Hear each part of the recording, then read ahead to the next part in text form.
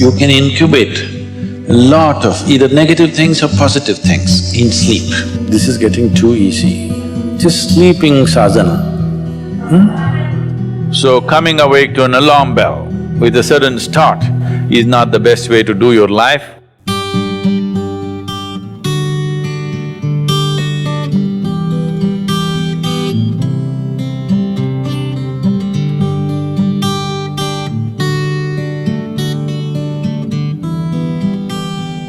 How many of you find that one day morning when you get up without any reason, you're just feeling ugly for no reason? If it is happening even at least 2-3 times a year, if it is, then you must do certain things before you go to bed. It's very important. Because unconsciously, you need to understand this, you can incubate a lot of either negative things or positive things in sleep. Either pleasantness or unpleasantness, you can incubate very effectively, uninterrupted in sleep. You can also incubate it in the day, but there are so many interruptions, it doesn't happen very efficiently. But if you have a tendency to go to bed in a certain way and you wake up in the morning really nasty for simply no reason, that means you're incubating things in the night very efficiently. Bad eggs. This is not just about psychological disturbances, it can cause major physiological problems over a period of time. It's important that you eliminate these things from your life.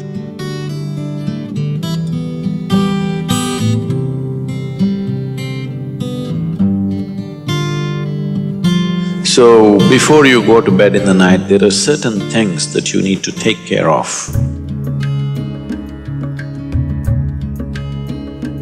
It's best if you're eating meat and other kinds of meals, you eat at least 3 to 4 hours before you go to bed. The digestion is over. Before going to bed, drink a certain amount of water and go to bed. You will see it gets taken care of just like this. One simple thing can be just a shower. Always to shower before go to bed, it'll make a lot of difference. In this weather, maybe cold showers are difficult, so you go for lukewarm showers, don't go for hot showers in the night. Go for lukewarm showers, it makes you alert.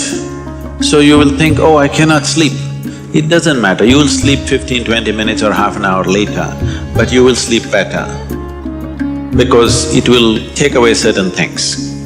When you shower, it is not just the dirt on the skin that you're taking away. Have you noticed, if you're very tense and anxious, whatever, just a shower, you came out, it feels like almost the burden has been taken away from you?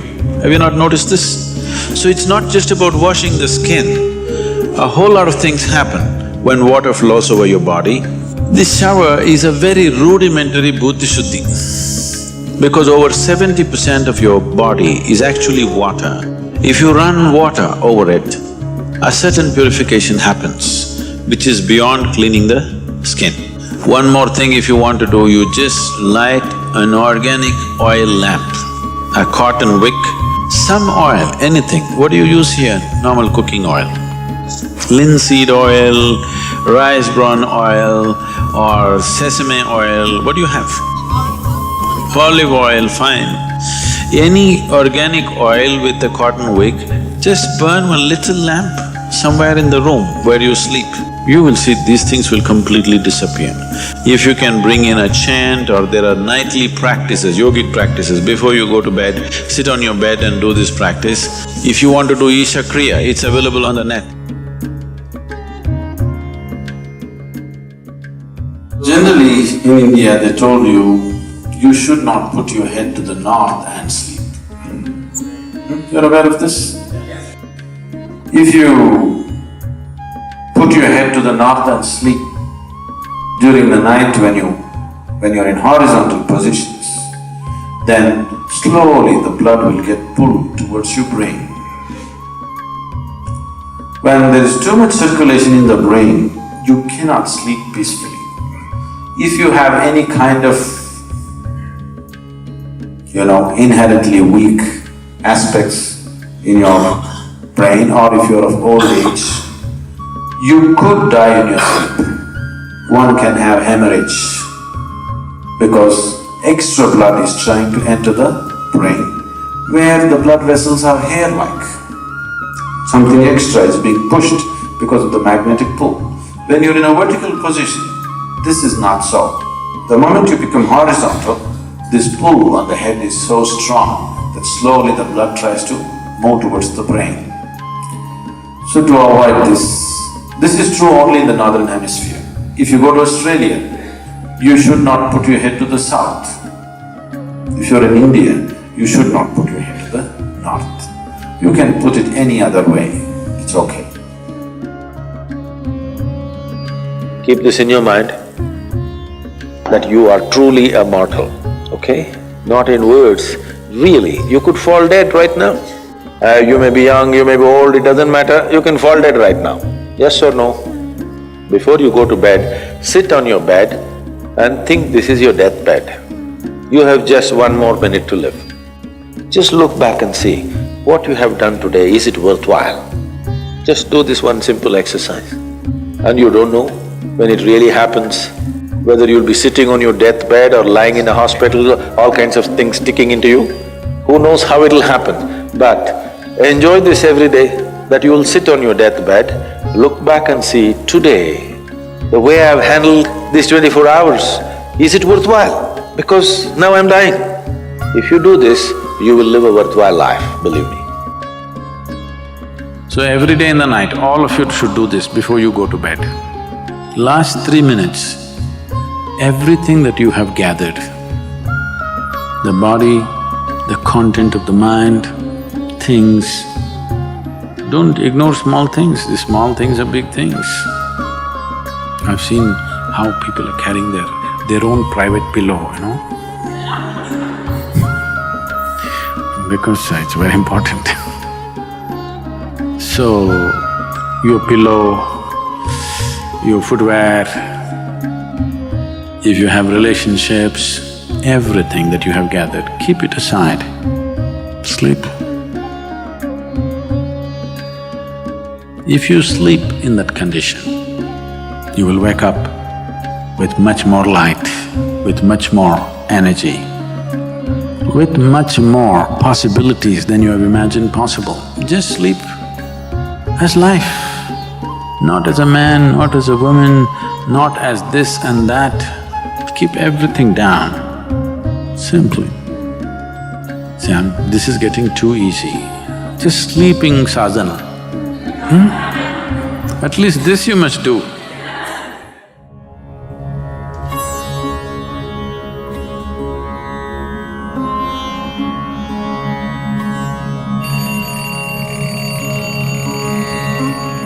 So what kind of sounds come awake to will determine the context of the day and the future of your life in many ways. So coming awake to an alarm bell with a certain start is not the best way to do your life. It is best that if you need a certain amount of sleep, if your body right now, because of the kind of food that you consume and the kind of thoughts and emotions that you process within yourself, accordingly you may… and the level of vibrance that you have managed within your body will determine how much sleep you need. Let us say you need let's say you need 8 or 12 hours of sleep. I was saying the wrong number Whatever amount of sleep you need, you know how much you need. So you go to bed early enough so that you come awake naturally. If you're coming awake naturally, and suppose you have a doubt whether you will come awake or not, if you have a certain chant, if you've identified one of the Vairagya chants, you can use it.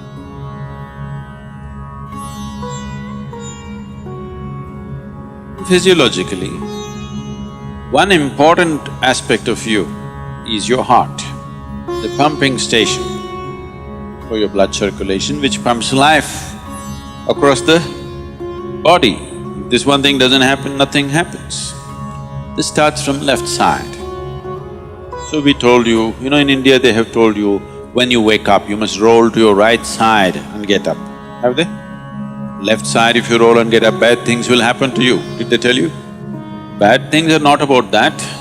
When you're in a certain state of relaxation, when the body is in a relaxation, the metabolic activity is low.